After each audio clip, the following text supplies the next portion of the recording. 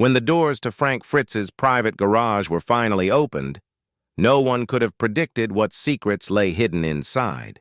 Among the dust, oil, and relics collected over a lifetime, investigators stumbled upon something unexpected. Something that hinted at a secret deal Frank had quietly kept buried for years. What they discovered inside didn't just surprise them, it shattered everything they thought they knew about him. And when the truth finally came to light, it left everyone stunned and speechless. Long before television fame and long before the world knew his name, Frank Fritz was simply a curious boy from Davenport, Iowa. He wasn't the kind of kid who followed the crowd or spent afternoons chasing balls across fields. Instead, Frank found joy in the forgotten corners of life. Attics filled with old furniture, sheds full of forgotten tools, and dusty shelves stacked with objects no one cared about anymore. While others saw junk, Frank saw history. To him, each broken item was a treasure waiting to be understood, a piece of someone's story waiting to be saved. Growing up in an ordinary neighborhood with modest means, Frank learned to find magic in the mundane. His bedroom looked more like a miniature museum than a child's room. Rocks, stamps, bottles, and trinkets filled every inch of space. Each object was carefully labeled, loved, and displayed with pride. From a young age, he seemed to understand that every item had a past worth preserving, and he made it his mission to rescue those forgotten fragments of history before they disappeared forever. As he got older, Frank followed a more traditional path, taking a steady job as a fire inspector. It was honorable, respectable work, but it didn't satisfy his restless spirit. Every alarm he responded to reminded him of how short life really was, and how much he longed to spend it doing something he loved. On weekends and days off, he would drive across Iowa, visiting garage sales and roadside stands, talking to people about the forgotten treasures hidden away in barns and basements. His warm, easygoing nature made him trustworthy, and people often let him buy things they hadn't planned to part with. It was during this time that Frank met Mike Wolfe, a fellow Iowan who shared his love for antiques and adventure. Their bond was instant and natural. Together they hit the open road, scouring the Midwest for vintage signs, rusted gas pumps, motorcycles, and pieces of Americana that most people had overlooked. Mike had the big dreams and business vision, while Frank brought humor, honesty, and heart. They weren't just pickers, they were storytellers, preserving the soul of forgotten America.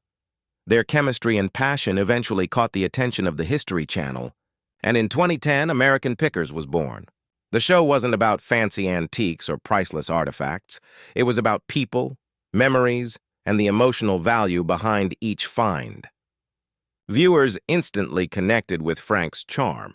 His laugh was contagious, his flannel shirts iconic, and his kindness genuine. He didn't act like a TV star because he didn't want to be one. He was simply himself. Every rusted toy car or vintage sign he found felt personal, and fans loved him for it. While Mike often pursued high-value deals, Frank gravitated toward sentimental items, things that evoked nostalgia and emotion. That balance between the two men created the magic that made American Pickers special. But behind the smiles and laughter, cracks were beginning to form. Years of travel and lifting heavy antiques began to take a toll on Frank's body. Chronic back pain and his lifelong battle with Crohn's disease made filming increasingly difficult. Even when he smiled on screen, those close to him could see how much pain he was silently enduring. Eventually, his absences became more noticeable, and fans began asking questions. Online discussions turned into rumors. Some said he was recovering from surgery, others hinted at disagreements with Mike. Both men stayed quiet for a long time, letting speculation grow. When Mike finally addressed it, he explained that Frank was focusing on his health. It was a polite statement, but the distance between them was obvious. Frank later revealed that he hadn't heard from Mike in a long while, not even after his surgery. That silence hurt deeply. For two men who had shared countless miles and memories, fame had become a wall they couldn't climb over. As the years went on, Frank's world began to shrink. Away from the cameras, he faced health struggles that grew harder to manage. His Crohn's disease worsened, and the physical pain became overwhelming. After leaving American Pickers, he hoped to focus on recovery, maybe start smaller projects closer to home. But instead, he grew increasingly isolated. Friends noticed he was drinking more, battling addiction, and withdrawing from public life. His once bright spirit seemed dimmed by loneliness and regret. Then came the tragedy that changed everything.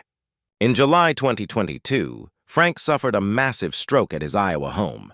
A friend found him unresponsive and called for help. He was rushed to the hospital, but the damage was severe. His speech, movement, and independence were all affected. Within weeks, a court-appointed guardian and conservator were assigned to manage his medical care and finances. The man who once traveled freely across America was now confined, dependent, and fighting to survive. When Mike Wolfe broke his silence, his message was raw and emotional. He called Frank "my old friend" and asked fans to pray for him, admitting how deeply it hurt to see him in that state. For many, it was a reminder that despite fame, pride, and distance, their friendship had been real, and that love and regret often walk hand in hand. In the months and years that followed, updates on Frank's condition were scarce. Rumors circulated that he had passed away or was living in a care facility. Fans hoped for good news, but in early 2025, the heartbreaking confirmation arrived. Frank Fritz had died at the age of 60, following complications from his stroke, yet even in death, Frank's story wasn't over. When the doors of his garage finally creaked open again, what they found inside wasn't just a collection of metal dust and rust. It was the soul of the man himself. His private garage in Iowa wasn't a warehouse. It was a time capsule, a living tribute to a lifetime of passion and curiosity. Inside, rows of motorcycles lined the walls, some fully restored, others mid-project, each one representing a chapter of his life. The air was thick with oil, dust, and nostalgia, as if time had stopped to honor him. Every shelf, every tool, every artifact told a story. It wasn't about money or fame. It was about love, for history, for craftsmanship, and for the idea that even the most forgotten things deserve to be remembered. Frank Fritz's garage, like the man himself, was proof that true beauty often hides beneath layers of dust, waiting for someone with heart enough to see it. Inside Frank Fritz's garage, the atmosphere was like stepping back in time. Signs from old gas stations and roadside diners hung from the ceiling, their once bright colors now softly glowing under the light that filtered through the small, dusty windows. Tools were scattered everywhere. Wrenches, paint cans, and piles of repair manuals covered nearly every surface. It wasn't the kind of place designed for visitors or meant to impress anyone. This was a working man's space, a sanctuary of grease, grit, and craftsmanship. Time seemed to slow down inside those walls, and every object had a story attached to it. Every dent, every scratch, a memory frozen in metal. Frank had always been drawn to things that told stories. His taste in vehicles was unlike anyone else's. He once described himself as a man who loved rusty gold, meaning he saw beauty not in perfection or polish, but in history and character. Where others might chase after expensive sports cars, Frank preferred relics of Americana, bikes, trucks, and small classic cars that captured the spirit of the working class. He often explained in interviews that motorcycles were easier to restore and didn't take up much space, making them perfect for someone constantly searching for his next great find. Among his prized possessions were motorcycles that made enthusiasts' hearts race. He owned a 1940s Harley-Davidson, Knucklehead, an icon of American biking's golden era, and a pair of restored Indian Chiefs from 1947 and 1952.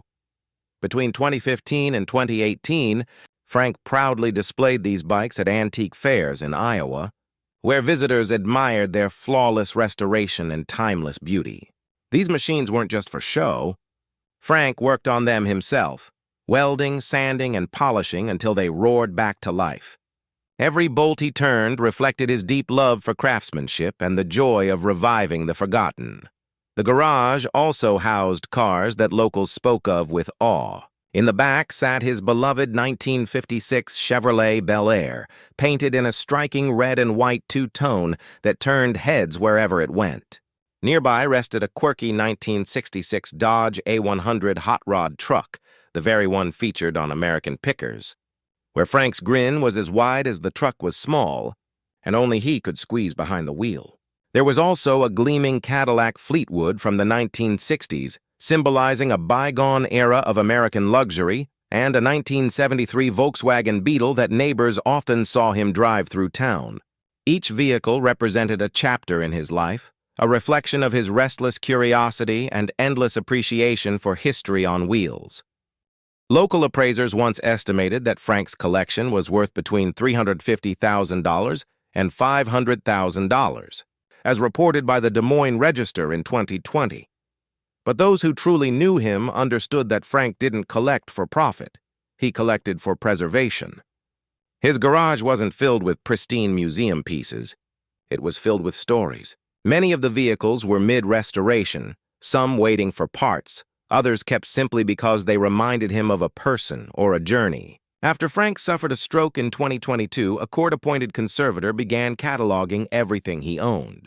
Probate records from Scott County later confirmed a detailed inventory of motorcycles, cars, signs, and antique tools. No mysterious prototypes, no unregistered vehicles despite the rumors.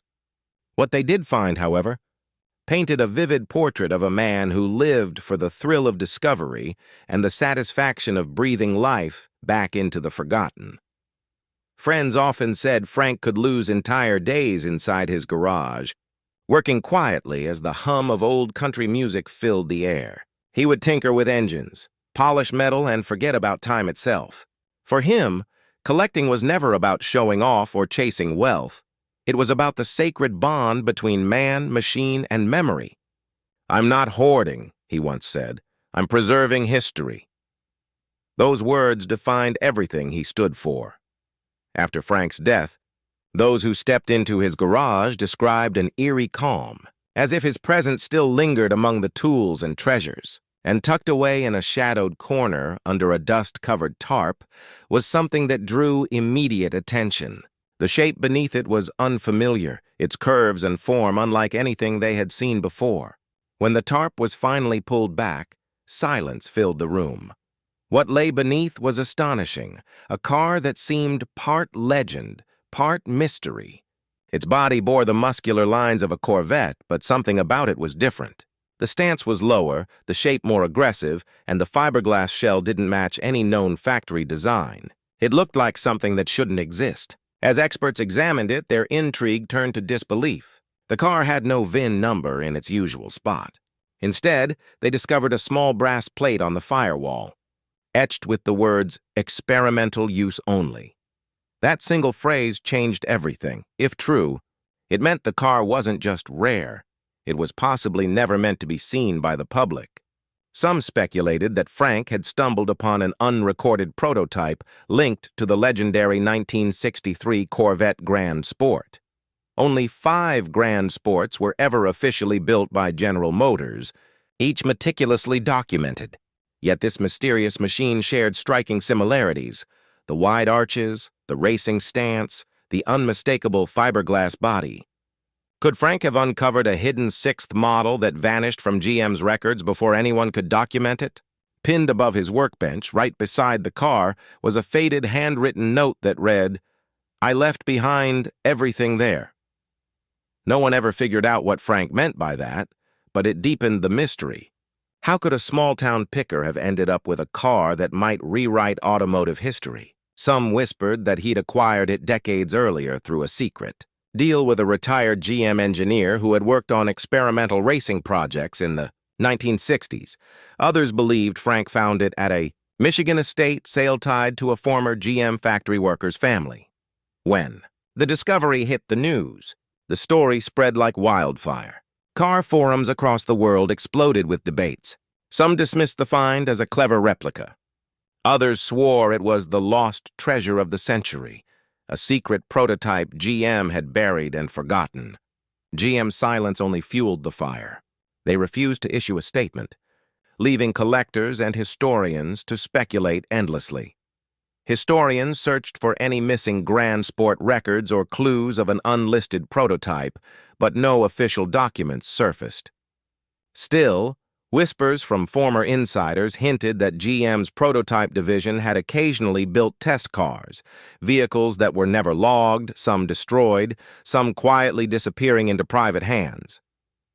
Perhaps Frank had found one of those ghosts from the past.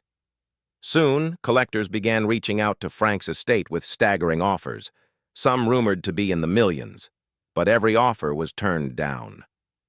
The mysterious Corvette-like car would not be sold. To this day, the truth remains elusive. Was it an authentic lost prototype, a remarkable replica, or something entirely different? What everyone agreed on was simple. Frank Fritz knew exactly what he had discovered. And in typical Frank fashion, he kept it secret, never boasting, never trying to profit from it. After his passing, fans, friends, and collectors began discussing how best to honor his legacy. From those conversations, the idea of the Frank Fritz Foundation began to take shape, a museum or preservation center dedicated to his beloved motorcycles, cars, and antiques.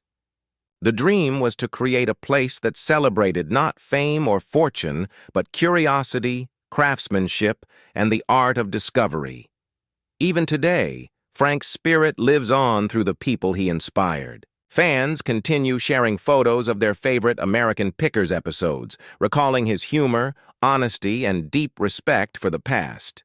Through his eyes, the world learned that value isn't always measured in money. Sometimes, the greatest treasures are simply the stories left behind. And Frank Fritz's garage remains, one of the richest stories of them all. Those who knew Frank best said his garage wasn't just a workspace, it was a reflection of his soul. Every shelf, every oil-stained rag, and every dusty relic carried his fingerprints and passion. Visitors often described it as stepping into a living museum, where the past whispered through the metal and the scent of old engines lingered in the air. Even after his death, it felt as though Frank had never truly left.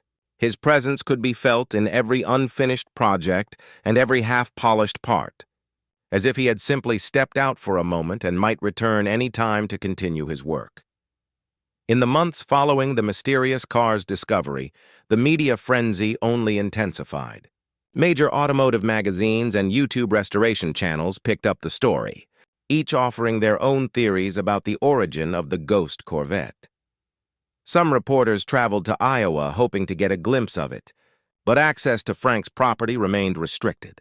The estate's legal team maintained strict confidentiality, refusing interviews or comments. That silence only fueled public fascination. People speculated endlessly. Was the car hidden again, moved to an undisclosed location, or under examination by historians? No one seemed to know for sure. Meanwhile, the concept of the Frank Fritz Foundation began gaining traction. Supporters, including former colleagues from American Pickers, local business owners, and lifelong fans, discussed ways to turn his passion into a legacy project.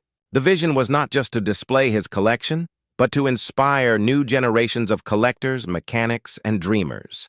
They imagined a place where visitors could walk among his motorcycles, tools, and cars, hearing his voice echo from vintage episodes, and understanding the joy he found in uncovering forgotten pieces of Americana. Plans for the foundation included a workshop space for young mechanics to learn restoration skills, something Frank himself would have loved. His close friends recalled how generous he was with his knowledge, often giving advice to fans who stopped by his shop. He believed craftsmanship was a language that connected people, regardless of age or background. "If you love what you're doing," he once said, "you'll never stop learning." That belief became one of the guiding principles behind the foundation's mission. As the years passed, Frank's legend grew even more. Online communities began sharing personal encounters. Stories of brief meetings at antique shows or roadside shops where he'd stop to talk about a rare find. Many remembered his humor, his honesty, and the way his eyes would light up when he stumbled upon something special. To countless fans, Frank wasn't just a television personality. He was a reminder that adventure still existed in the quiet corners of America, in barns, attics, and forgotten garages waiting to be rediscovered. Even as speculation about the mysterious Corvette continued, most agreed that Frank's real treasure wasn't that car or any single item he found. It was his unwavering curiosity. He taught viewers and fellow collectors to look beyond rust and wear, to see the story hidden beneath the surface. His motto of preserving history became more than words. It became a philosophy of life. Whether it was an old toy, a weathered sign, or a decades-old motorcycle, Frank treated everything with reverence, as if each item carried a heartbeat of the past. In the end, Frank Fritz's story is more than that of a collector. It's a tribute to a man who saw beauty where others saw decay. His garage remains a timeless symbol of his love for discovery, his respect for history, and his devotion to craftsmanship. And somewhere, perhaps under the hum of a radio playing an old country tune, you can still imagine Frank leaning over a workbench, turning a wrench, and smiling quietly to himself, content in the simple joy of bringing the forgotten back to life.